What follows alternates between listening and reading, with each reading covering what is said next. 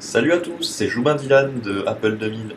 Alors aujourd'hui, nous allons pas parler de matériel Apple, parce que sur cette chaîne, il y aura aussi des tutos électroniques, ou des conseils, ou des avis partagés, selon du matos auquel je teste. Je passe mon temps à des fois l'ouvrir pour examiner comment c'est foutu à l'intérieur, ou alors la qualité de fabrication, de conception. Mais aujourd'hui, je vais vous parler des batteries lithium en général. Alors voilà, je vais vous faire part d'une de mes expériences. Donc il y a environ voilà, ouais, 3 ans environ. Donc j'ai acheté ce magnifique Xperia M de chez Sony pour pas cher. Donc il a fait son temps, il a pris des vols, quoi. Enfin, il a été utilisé dans des conditions horribles, quoi, si on peut dire, hein, parce qu'il a pris de ses shoots impressionnants, quoi. Mais il marchait très bien, hormis un défaut assez gênant, euh, l'haut-parleur qui est ici, qui grésillait. euh, alors j'avais eu ce problème aussi avec les BlackBerry, mais l'haut-parleur qui grésillait à mort, quoi, rendant les communications téléphoniques très embêtantes. Alors du coup, bon, ben, je décide de changer de téléphone malgré que celui-là je l'aimais bien, quoi, parce que bon, dedans, ce Sony Xperia M de première génération, c'est un processeur dual-core à, si mes souvenirs sont bons, 1 GHz, il me semble. Alors je sais pas si c'est un Mediatek ou un Spreadtrum, je ne me suis pas renseigné du tout, mais bon, à vrai dire, je ne me suis pas renseigné du tout parce que je vais vous expliquer pourquoi après. Ensuite, il avait 1 Go de RAM, c'est un écran 4 pouces. Euh, Puis voilà, après l'appareil photo et tout ça, je pense que c'était du 5 mégapixels. Enfin, il commence à dater, quoi, hein. Je crois qu'ils ont sorti le M3 maintenant, voire le M4 peut-être. Et celui-là, c'est le M1, quoi, entre guillemets, quoi. C'est la première génération, toute première, quoi. Mais j'en étais vraiment satisfait parce que je n'avais jamais de bug ni rien. Mais voilà, donc du coup, je me suis acheté un autre téléphone que je vous parlerai plus tard, car j'en suis vraiment pas du tout satisfait, quoi. Et c'est pas parce que c'est la marque Samsung, hein, bien que pour, on va dire, de la qualité de fabrication et tout ça, j'en étais pas trop convaincu avant, quoi.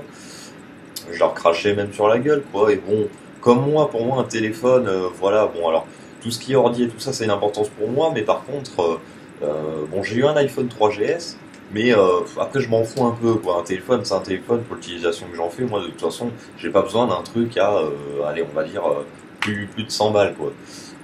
Du moment que ça soit tactile, voilà, je vais vous dire mon utilisation. Bon, je regarde mes mails de temps en temps, je vais un peu sur le bon coin, appel, message, et ça s'arrête là, quoi. J'ai pas besoin de plus. Donc je me suis dit, bon, ce petit modèle à, à 110 euros devrait faire l'affaire de chez Samsung. Et vous allez voir pourquoi. Je vous ferai une autre vidéo spécialement dédiée dessus. C'est une catastrophe. Voilà, c'est vraiment une catastrophe. C'est le Samsung Galaxy J1, mais enfin c'est vraiment, j'ai jamais vu je crois que j'ai jamais eu un téléphone aussi pourri que ça, honnêtement. Ouais. En termes de qualité de fabrication, en termes de rapport puissance, ouais, puissance quoi, c'est minable quoi. À titre d'info, le Xperia M, voilà, 1 giga de RAM, il est sorti il y a 2 3 ans. Le prix n'était pas non plus hyper élevé, quoi. Et celui-là qui est tout récent, quoi, à 512 MO. Bon, je l'ai acheté en connaissance de cause, mais bon, je n'étais pas trop renseigné sur le processeur et tout ça. Je me suis dit, bon, ça m'étonnerait que ça doit être au pire équivalent à mon Xperia M, au pire un poil de cul performant. Pas du tout. Pas du tout, c'est voilà, enfin, c'est un bug. Alors pour vous parler des batteries lithium, donc voilà. Donc j'avais ce téléphone, voilà, ce magnifique Xperia M, qui était donc ma foi en bon état général à part son petit haut-parleur qui grésillait. Et du coup, j'ai fait ce qu'on appelle l'erreur de débutant. C'est-à-dire que donc voilà, il se démonte lui, voilà. Et j'avais pris soin au tout départ, voilà, de mettre un bout de scotch sur sa batterie ici pour éviter que la batterie se décharge en fait, on sait jamais. Et un jour, je m'en suis resservi parce que j'en avais tellement marre de ce Samsung, quoi, que je me suis dit, bon, je vais essayer 2-3 trucs pour essayer de réparer cet haut-parleur, quoi. Et ça a échoué. Le problème, c'est que ce jour-là, je devais être un peu claqué ou j'en sais rien. J'ai laissé allumer le téléphone. Et du coup, la batterie commençait déjà à devenir un peu faiblarde. Malgré que j'utilise pas de 4G, ça tenait la journée largement, mais elle devenait quand même un peu faiblarde, quoi, ce qui est normal au bout de 3 ans, 3 ans et demi. Et du coup, donc la batterie s'est déchargée, voilà. Bon, il était en silencieux, donc j'ai pas entendu l'alerte d'une batterie ni rien. Et un jour, j'ai voulu donc le recharger. Voilà, donc je l'avais laissé comme ça, j'avais bien sûr pas foutu le bout de scotch sur la batterie. Quand j'ai voulu le retrifouiller, quoi, j'avais oublié il reste allumé. Et un autre jour, j'essaie de le redémarrer parce que bon, je me suis dit à la limite, je vais me servir de celui-là pour lire mes mails et aller sur le bon coin et soulager le Samsung en virant ces deux apps et me servir que pour appel SMS, quoi, en gros. Et mais du coup, ce Sony maintenant, sa batterie est totalement morte. C'est-à-dire que ça charge dans le vide en fait. Alors j'ai contrôlé, c'est bien ma batterie qui est morte, mais c'est-à-dire que bon, s'il arrive à charger 1%, quoi, c'est un miracle en fait. C'est-à-dire que la batterie ne charge plus du tout. Euh, donc voilà, c'était pour vous dire un peu la fragilité, voilà, des batteries quand même lithium, quoi. C'est-à-dire que si vous avez un téléphone, et là où j'insiste, démontable, parce qu'avec les iPhones et même des Sony et des Samsung qui ne sont plus démontables maintenant, c'est un peu galère quoi à faire. Il faut vérifier tout le temps le niveau de charge en fait, même si vous n'utilisez pas votre téléphone. Mais voilà, si vous avez la chance d'avoir un téléphone encore démontable, alors c'est simple, donc je vais vous faire la démo en direct, hein, voilà. Donc, et que vous allez plus vous en servir, mais vous le jetez pas, vous le revendez pas, vous vous dites bon, je vais le garder, il pourra me servir en dépannage. Donc vous ouvrez bien sûr la coque arrière, vous enlevez votre batterie, voilà, comme ceci. Ensuite, hop, donc vous prenez un petit bout de Chatterton ou de scotch comme ça, vous en coupez un petit bout. Hop, voilà, donc un petit bout de pas grand chose, hein, quoi. Hop, comme ça.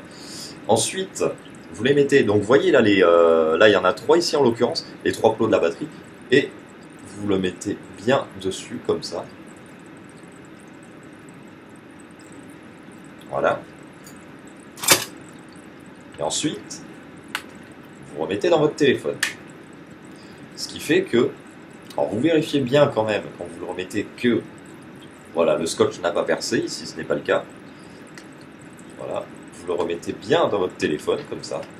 Comme ça, la batterie ne se déchargera pas, elle se déchargera moins vite, on va dire. Par contre, pensez quand même tous les 6 mois à contrôler votre batterie, en fait. C'est-à-dire que vérifier qu'elle ne descende pas trop. Moi, après, bon, bon, ça n'a pas été trop vérifié encore, mais je dis à pas mal de personnes, par mesure de précaution, de ne jamais descendre en dessous des 10% de batterie. Comme ça, on est sûr qu'il y a une bonne marge et que ça flingue pas la batterie. Parce que il y a beau avoir des études, des trucs comme ça qui prouvent le contraire. Moi, j'ai plein de potes, d'amis, de collègues à moi qui déchargent leur téléphone à chaque fois, qui sont en batterie faible et tout ça. Et leur batterie, au bout de, allez, 1 an et demi, elle est morte. C'est-à-dire, elle a une autonomie, mais pas divisée par deux. C'est encore, enfin, c'est inerte, quoi. C'est-à-dire que si ça fait, c'est-à-dire le mec, il se trimballe avec un power bank, quoi, dans le truc pour tout le temps charger, quoi. Et moi, mes téléphones, hormis cette grave erreur que j'ai fait avec le Sony, tous les soirs, je les recharge, en fait. C'est-à-dire que qu'ils soient à 30 ou 70%, je les recharge.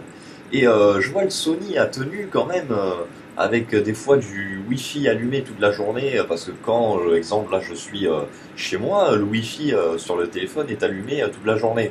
Comme ça, comme j'ai pas constamment les yeux rivés sur ma boîte mail, si jamais je reçois un mail, de suite, je suis notifié de mon mail ou de ma notification YouTube ou un truc comme ça. Donc le Wi-Fi est allumé toute la journée. Et pourtant, bon, je m'en utilise quand même, je m'en sers pas mal, mais je fais ces recharges tous les soirs.